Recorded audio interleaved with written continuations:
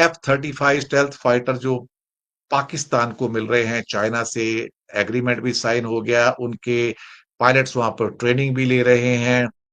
और हिंदुस्तान के लिए खतरा है क्योंकि हमारे पास 4.5 जनरेशन का राफेल है और 5th जनरेशन का स्टेल्थ अगर उनके पास आता है तो काफी हद तक प्रॉब्लम्स हैं। और रिसेंटली ऐसी न्यूज सामने आई है कि चाइना पाकिस्तान को 5th जनरेशन फाइटर जेट्स देने वाला है। एक नहीं, दो नहीं, टोटल 40। और अगर आप पूछ रहे हैं कि इसकी रिपोर्ट कहां से पब्लिश हुई, सबसे पहले इस पे आर्टिकल्स पब्लिश करने स्टार्ट किए चाइनीज मीडिया ने। उसके बाद पाकिस्तान में लोगों ने खुशियां मनानी स्टार्ट कर दी कि 40 5th generation stealth fighter jets, चाहे चाइनीज मेड भी क्यों ना हो, अगर आने वाले 2 सालों में पाकिस्तान को मिल जाते हैं तो टेक्निकली पाकिस्तान के पास बहुत सारे फाइटर जेट्स होंगे जो भारत के पास भी नहीं है। आपको समझना होगा, हर जगह ये आपको आर्टिकल्स इस टॉपिक पर इसलिए दिख रहे हैं क्योंकि भारत के पास भी अभी के लिए जो सबसे ज्यादा एडवांस फाइटर जेट है वो कौन सा है? French made Rafale fighter jet. Now Rafale fighter jet भी ना 5th जनरेशन फाइटर जेट नहीं है। रफाइल फाइटर जेट को भी हम एट मैक्स कहते हैं 4.5 जनरेशन फाइटर जेट।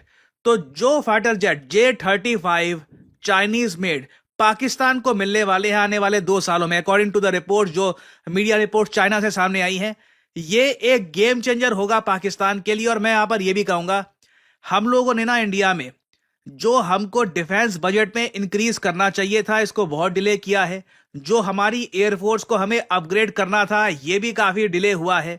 अब हम ऐसी स्थिति में पहुंच चुके हैं कि पाकिस्तान जैसा देश, it is very much possible कि पाकिस्तान जैसे देश के पास भारत से पहले 5th जनरेशन फाइटर जेट आ जाए। और अगर यहां पे आप सोच रहे हैं कि 5th जनरेशन फाइटर जेट में ऐसी क्या खास बात है, तो मैं आपको समझाता हूं। 5th जनरेशन फाइटर जेट को एक चीज बहुत यूनिक बनाती है, वो है स्टेल्थ। देखिए, जो 4th जनरेशन फाइटर जेट थे, 4th जनरेशन फाइटर जेट में आता है F-16, MiG-29। F-16 तो भारत के पास नहीं है मगर MiG-29 है। ये सुखोई के वेरियस फाइटर जेट्स, ये सब 4th जनरेशन फाइटर जेट्स हैं। 4th जनरेशन फाइटर जेट्स में मेन फोकस होता था मनूवरेबिलिटी पर, कि फाइटर जेट किस तरीके से आपका मूव करता है। नाउ 5th जनरेशन पे फोकस अब कंप्लीटली आ चुका है स्टेल्थ पर। स्टेल्थ टेक्नोलॉजी आपको ये पावर देती है कि आप एक रेडार को चकमा देकर एक कंट्री के अंदर घुस सकते हैं। उसके बाद आपको जहां पे अटैक करना है, यू कैन अटैक देम। हालांकि इंडिया को रशिया ने कहा है कि आप Su-57 ले लो, और सुनने में आया कि अमेरिका अपना स्टेल्थ फाइटर जो है F-35 इंडिया को देने को तैयार है। लेकिन शायद इंडिया दोनों में से किसी को भी लेने के चक्कर में नहीं है। क्यों लेने के चक्कर में नहीं, मुझे नहीं पता भाई। मैं तो कोई टेक्निकल एक्सपर्ट तो हूं नहीं, ना ही मैं आर्मी का एक्सपर्ट हूं, ना मैं मिलिट्री का एक्सपर्ट हूं, तो मुझे कुछ नहीं पता भाई। लेकिन शायद इतनी जल्दी इंडिया कोई डिसीजन लेने नहीं जा रहा है। उसका एक बहुत बड़ा रीजन ये होता है कि चाइना जो पाकिस्तान को 40 स्टेल्थ फाइटर दे रहा है। जो अभी मेरे पास न्यूज है कि 40 स्टेल्थ फाइटर जो F-35 है, एक्चुअली है वो F-31, लेकिन बाहर बेचने के लिए उसका नाम F-35 हो जाता है। स्टेल्थ 5th जनरेशन फाइटर है। तो इंडिया कैसे डील करेगा मुझे नहीं पता उसके साथ में, लेकिन इंडिया के लिए खतरा बढ़ेगा उससे, क्योंकि इंडिया के पास 5th जनरेशन का एक भी फाइटर प्लेन नहीं होगा। बेसिकली जब आप रेडार पे प्रॉपरली विजिबल होगे नहीं, तब आपको शूट डाउन कर पाना, अटैक कर पाना बहुत ही मुश्किल होगा। एक प्रॉपर स्टेल्थ एयरक्राफ्ट को ओवरऑल टेक डाउन कर पाना ऑलमोस्ट इम्पॉसिबल ही है विद द करंट टेक्नोलॉजी। और अगर यहां पे आप सवाल पूछ रहे हैं, अच्छा ठीक है 4th जनरेशन हो गया F-16 वगैरह, 5th जनरेशन आज के समय जो नए फाइटर जेट्स आ चुके हैं, फॉर एग्जांपल चाइना का J-35, तो जो ये रफाइल फाइटर जेट है जिसको हम 4.5 जनरेशन कहते हैं, मतलब दोनों के बीच की एक जनरेशन, तो क्या रफाइल के पास स्टेल्थ एबिलिटी है? Well, not really. रफाइल के पास स्टेल्थ एबिलिटी नहीं है। हालांकि रेडार को कुछ हद तक चकमा दे सकता है रफाइल, बट ओवरऑल एक स्टेल्थ एयरक्राफ्ट से रफाइल को आप कंपेयर नहीं कर सकते। तो इसलिए ये एक बहुत ज्यादा चिंताजनक बात है भारत के लिए कि अब या तो देखो, जो मैं $100 बिलियन की बात करता था काफी बार, ना सिर्फ मैं, कई लोग करते थे, ये सिर्फ इसलिए नहीं की जाती थी क्योंकि राउंड फिगर देखने में अच्छी लगती है। कहा 75-80 बिलियन डॉलर, सीधा $100 बिलियन का डिफेंस बजट होना चाहिए, देखने में अच्छा लगता है। नहीं, we needed that money for our air force. हमारे देश की एयरफोर्स देखिए, स्क्वाड्रन स्ट्रेंथ के हिसाब से आप अगर नोट करना, काफी कमजोर हो चुकी है। यहां पे आप देख पाओगे fighter aircraft fleet dips below 1965 level. इस वक्त इंडियन एयरफोर्स के टोटल 31 स्क्वाड्रन हैं। एक स्क्वाड्रन में आप मान लीजिए 24 के आसपास एयरक्राफ्ट होते हैं, डिपेंड करता है, बट ओवरऑल स्टैंडर्ड के हिसाब से दुनिया भर में एक स्क्वाड्रन में आपको 24 एयरक्राफ्ट मिलेंगे। पाकिस्तान लाइव के मुअज़्ज़िज़ नाज़रीन, अस्सलामुअलैकुम। चीन की जानिब से पाकिस्तान को 40 जदीद J-35 तैयारे फराहम करने की डील ने भारत में शदीद हलचल मचा दी है। भारतीय मीडिया, जो कुछ दिन पहले तक अमेरिका की जानिब से पाकिस्तान के मिसाइल सिस्टम पर पाबंदी की खुशी में जश्न मना रहा था, अब अचानक चीन की इस हैरानकुन डील पर थर-थर कांप रहा है। भारतीय न्यूज चैनल्स पर एंकर्स के चेहरे मुरझाए हुए और उनकी आवाजें लरजती हुई साफ महसूस की जा सकती हैं। ये J-35 तैयारे जदीद तरीन टेक्नोलॉजी से लैस हैं और स्टेल्थ खुसूसियात रखते हैं, जिन्हें रेडार पर पकड़ना तकरीबन नामुमकिन है।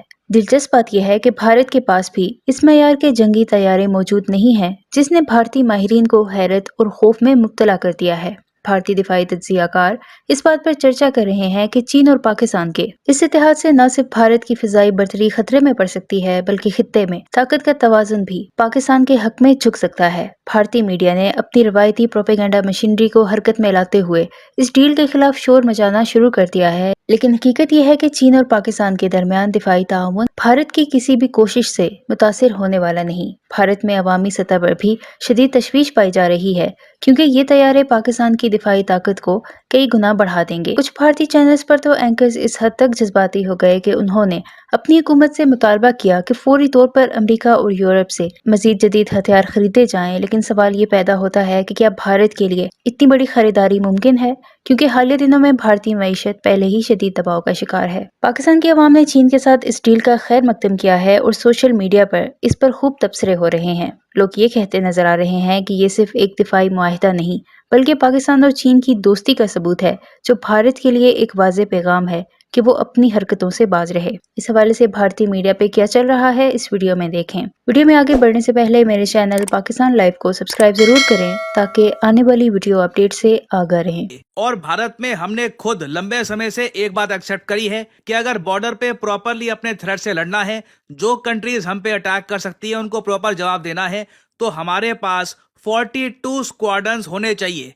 ये तो मैं बेसिक नंबर्स की बात कर रहा हूं, अभी टेक्नोलॉजी पर पहुंचा ही नहीं कि ठीक है आपने स्क्वाड्रन तो बना लिए, स्क्वाड्रन तो एक बार को बनाने हैं, फिर से मिराज 2000 कहीं से परचेज कर लो, पुराने स्क्वाड्रन बन गए, नंबर्स पूरे हो गए, मगर फिर आप टेक्नोलॉजी में भी पीछे होने वाले हो। क्योंकि अगर China genuinely 40 5th generation fighter jets, almost आप कह लीजिए लगभग 2 स्क्वाड्रन ही हो गए पाकिस्तान के स्टैंडर्ड्स के हिसाब से, ये पाकिस्तान को थमा देता है। इससे देखिए बैलेंस बहुत जरा बिगड़ जाएगा। तो अब प्रॉब्लम ये है, क्या करें हम? क्या 2 साल में खुद का 5th जनरेशन फाइटर जेट बनाए, जिसकी पॉसिबिलिटी काफी कम है, या फिर इमरजेंसी बेसिस पर भारत को भी 30-40 5th generation fighter jets purchase करने होंगे? मुझे जो सेकंड ऑप्शन है ये अभी के लिए ज्यादा रियलिस्टिक लग रहा है। रीजन मैं आपको बहुत ही सिंपली यहां पर ये बता सकता हूं, क्योंकि 5th जनरेशन फाइटर जेट जो भारत बना रहा है, जिसको अभी के लिए हम AMCA कहते हैं, एडवांस्ड मीडियम कॉम्बैट एयरक्राफ्ट, इसको देखिए मास प्रोडक्शन में आने में ना 2035 तक का टाइम लगेगा।